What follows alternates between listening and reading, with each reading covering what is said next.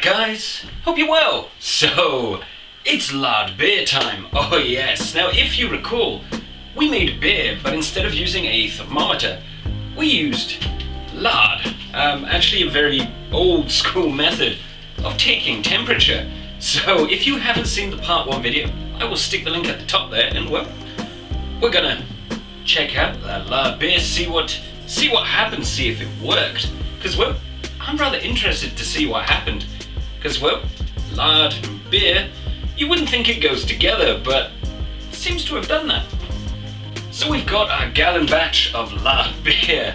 It still amuses me that we use lard for the malting process as a kind of thermometer. Pretty cool and ingenious in its own little way. So let's take a look what's inside the bucket. Looks pretty good.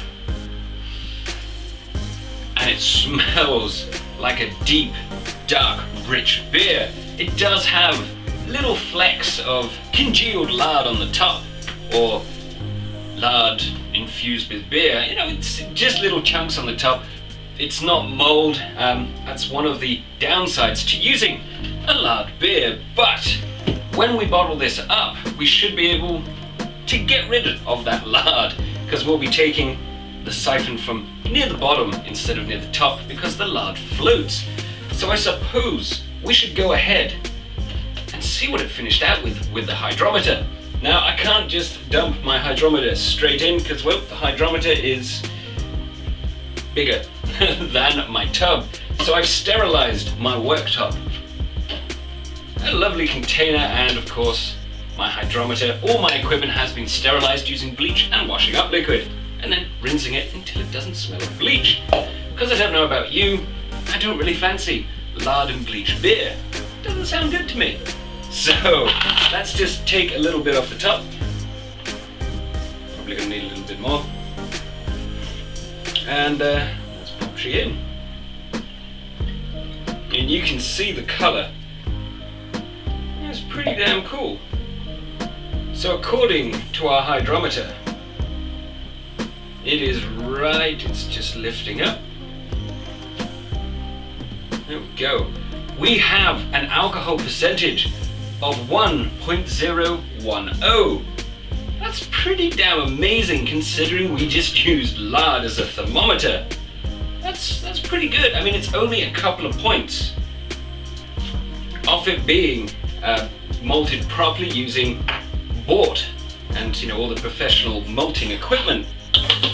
I'm rather surprised, and the color is pretty nice. I mean, it's not exact, it's got a bit of haze in it, but at the same time, we did use a lot of rye. So even though this isn't carbonated and chilled, let's give it a little taste. I mean, if it tastes bad, there was no point of making it.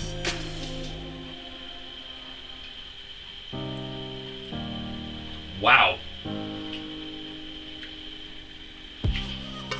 Actually, that's quite nice.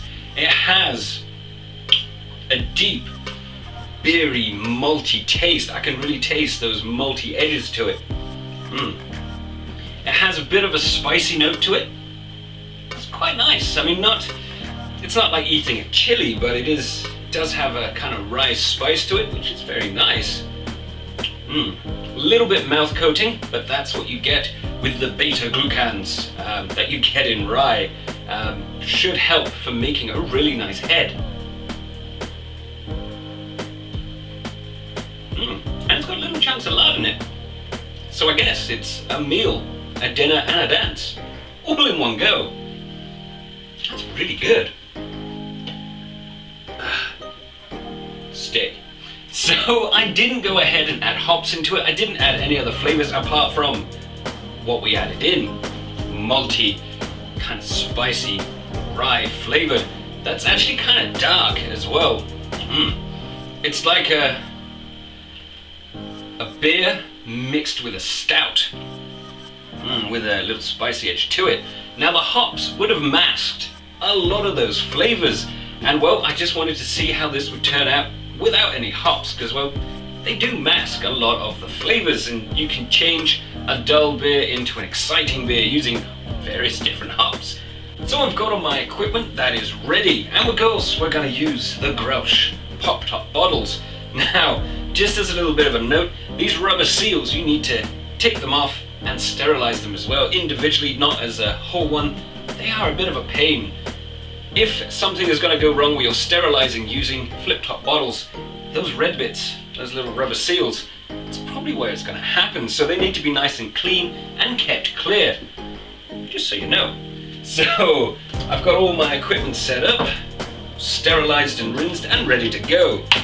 So I've got my sterilized siphoning tube, and right, let's pop this in and make sure it is below the lard line. It's not a lot of lard, but you know, it's enough. Don't think it would probably go too well in a bottle. Eventually that lard will go off. Fetid lard. Oop. So let's make a siphon. So the siphoning has been completed. We've got our 8 bottles. I've got about an inch of stuff that I didn't want inside my bottles, so we actually made a little bit more booze than we thought. Not a problem, but at the same time, that will explain why there is a 0.75% difference in what this should have turned out like and what it did, because we made about a litre extra.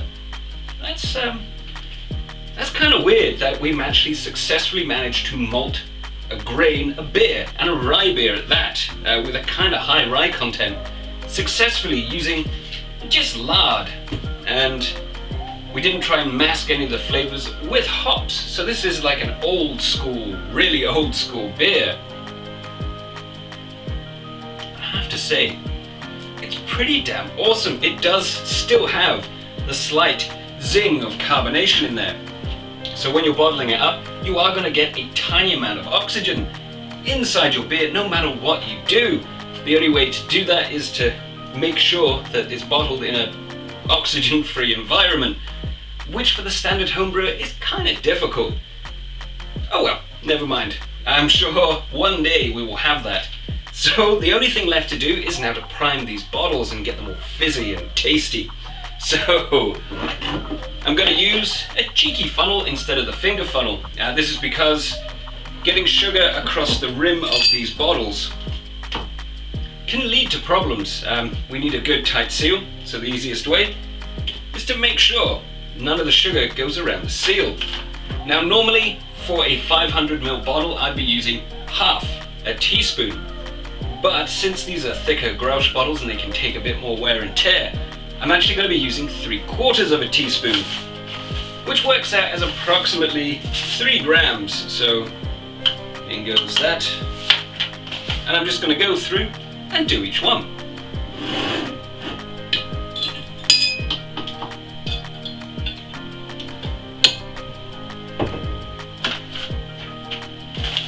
And now the last one. There we go. So now again, we've got to mix in the sugar, so shake it like you mean it. So every bottle has been primed and shaken to mix in that sugar, and we're basically done. All we've got to do is leave it alone. Now normally I don't add as much carbonation as I did. I normally stop at half a teaspoon to give it a bit of a light fizz. But this is an unhopped, sort of dark and spicy, kind of complex, and whoa. It is a really difficult one to describe. I mean, it looks pretty dark, it's not a clear beer. That's cool. I mean, we used lard and none of the proper brewing equipment. But we've got, well, I've made a pretty tasty beer as is. Once this is cold and carbonated, this will taste really fine.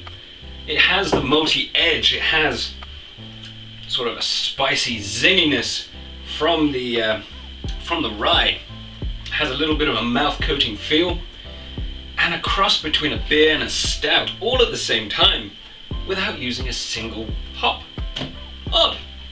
Anyway guys, this beer was a lot of fun to make. I mean, I don't think I've seen anyone else make an unhopped beer, never mind an unhopped beer that is, well, a gallon batch and used lard. Pretty cool. So I hope you enjoyed this video, guys. Don't forget to check out some of the other ones, and well, subscribe if you feel like it. Carry on homebrewing, guys. Lard beer. So I just want to take a second to thank my patrons. They're helping me grow the channel, upgrade my equipment, all of that fantastic stuff. And as a thank you to them and for future patrons, I also do 4 Patreon-only videos per month. So it's pretty handy if you want a little bit extra. So there's some other links to videos down below, and of course the Patreon and subscribe button. Don't forget to check those out. See ya.